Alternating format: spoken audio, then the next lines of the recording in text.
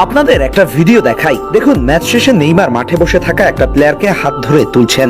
না, ব্রাজিলের কোনো প্লেয়ার নয়, বিপক্ষ দল স্কটল্যান্ডের প্লেয়ার। একজন গ্রেটেস্ট এতদিন পর মাঠে ফিরে হেরে যাওয়া দলের একটা প্লেয়ারকে কতটা সম্মান জানাচ্ছেন দেখুন। শুধু কি তাই, আপনাদের আরো দেখাই, এই দেখুন কিভাবে প্রত্যেকটা প্লেয়ারের সাথে কুশল বিনিময় আর সান্ত্বনা দিচ্ছেন। এটাই নেইমার জুনিয়র।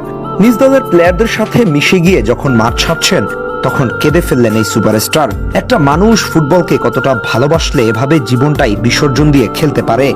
আর এই নেইমারের প্রতি তার সতীর্থদের ভরসা, ভালোবাসা আর শ্রদ্ধাটাই দেখুন। ছন্ন ছাড়া একটা দল কিভাবে একতাবদ্ধ হয়ে গিয়েছে, কি দারুণ কম্বিনেশন। বন্ডিং, ভালোবাসা আর কম্বিনেশনের কথা যখন বলছি তখন আসুন আরেকটা ভিডিও দেখাই। ম্যাচের তৃতীয় গোলটা করার পর ম্যাথুয়াস কুনিয়ার নেইমারের কাছে করা সেলিব্রেশনটা দেখুন। কি নেইমার আর কুনিয়ার উদযাপন দেখতে পাচ্ছেন, এটাকে বলে বন্ডিং। এটাকেই বলে শ্রদ্ধা, ভালোবাসা কিংবা একজনের জন্য উজাড় করে দেয়া। ঠিক এই কারণেই নেইমার জুনিয়রকে এই ব্রাজিল দলে দরকার।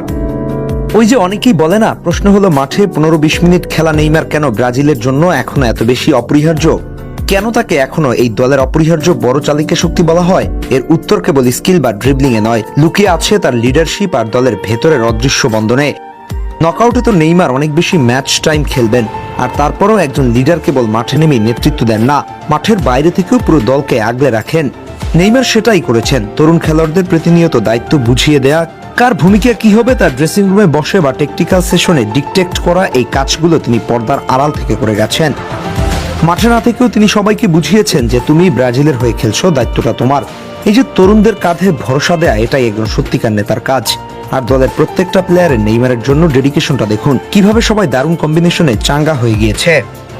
ব্রাজিল দলে ভিনিসিয়াস জুনিয়র, এন্ড্রিক বা রাফিনিয়ার মতো বিশ্বমানের উইঙ্গার বা ফরওয়ার্ডের অভাব নেই, কিন্তু তাদের সবার মাঝে যে নিখুঁত সংযোজন দরকার, সেই সূত্রটা কোচ আঞ্চলিকটির সাথে সাথে নেইমারের হাতেও। মাঝমাঠ থেকে আক্রমণ ভাগের লিঙ্ক আপ প্লে কিংবা প্রতিপক্ষের ডিফেন্স ছিঁড়ে থ্রু পাস দেওয়ার যে দূরদর্শিতা, নেইমার মাঠে থাকা মানেই প্রতিপক্ষের ডিফেন্ডারদের মনে বাড়তি একটা আতঙ্ক তৈরি হয়ে যাওয়া, যা ভিনি বা কুনিয়ার মতো বাকি ফরওয়ার্ডদের জন্য মাঠে স্পেস তৈরি করে দেয়, সেই সাথে দায়িত্ব নেওয়ার সাহসটাও বাড়িয়ে দেয়। নেইমার ব্রাজিল দলের জন্য একাধারে বড় ভাই, মেন্টর এবং পরম বন্ধু।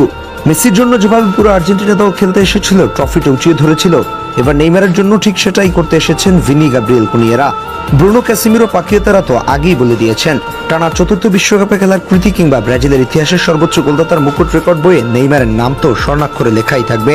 তবে এই চোট কাটিয়ে ফিরে আসা এবং তরুণ এক ঝাঁক তারকাকে লিড করার যে ক্ষুধা তিনি দেখিয়েছেন, সেটাই প্রমাণ করে ব্রাজিল ফুটবলকে পুনরুজ্জীবিত করতে এবং বিশ্বমঞ্চে ষষ্ঠ নক্ষত্রটি পাওয়ার মিশনে নেইমার কেন এখনো এই সিলেসাউদের রেড প্রিন্ট।